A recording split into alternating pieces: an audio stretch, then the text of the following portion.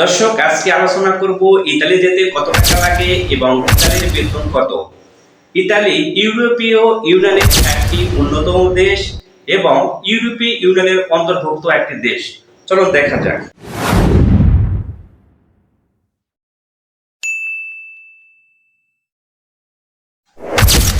ইতালির রাজধানীর নাম হচ্ছে রোম। বর্তমানে বিভিন্ন দেশ থেকে ইতালিতে প্রবাসী যাচ্ছে, কারণ ইতালি অন্য দেশের তুলনায় বেতন বেশি হয়, এখানে কর্মসংস্থানও বেশি।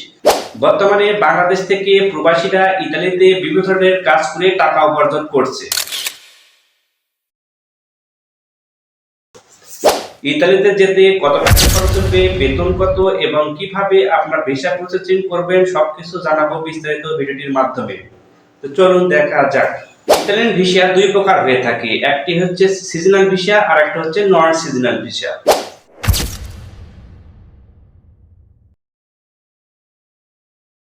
ইতালিতে যেতে কত টাকা খরচ হয় তা নির্ভর করে আপনি কোন ধরনের ভিসা নিয়ে ইতালিতে যাচ্ছেন। যদি আপনি সিজনাল ভিসা নিয়ে যান, সেক্ষেত্রে 3 থেকে 4 মাস আপনি সেখানে থাকতে পারবেন, সেক্ষেত্রে আপনার খরচ হবে 4 লাখ টাকা। আর যদি আপনি নন সিজনাল ভিসা নিয়ে যেতে চান ইতালিতে, তাহলে আপনার খরচ বেশি আসবে। নন সিজনাল ভিসা হচ্ছে আপনি দীর্ঘমেয়াদী অর্থাৎ দীর্ঘমেয়াদী কাজের জন্য যাচ্ছেন, সেক্ষেত্রে আপনার বেশি টাকা আসবে, সেক্ষেত্রে আপনার খরচ আসবে 9 থেকে 15 লাখ টাকার মতো। বেতন বেশি লাভের আশায় ইতালিতে বিভিন্ন দেশ থেকে প্রবাসীরা আসছে। তো বেতন কত হবে ইতালিতে সেটা নির্ভর করবে আপনার কর্মদক্ষতার উপর, অর্থাৎ আপনার কি ধরনের এক্সপিরিয়েন্স রয়েছে, সেই ধরনের এক্সপিরিয়েন্স অনুযায়ী আপনি বেতন পাবেন। এখানে বিভিন্ন ধরনের কাজ রয়েছে, যেমন লেবারের কাজ, আপনার অফিসিয়াল কাজ, এছাড়া আপনার রয়েছে হোটেল ম্যানেজমেন্টের কাজ, শিপের কাজ, কৃষি কাজ।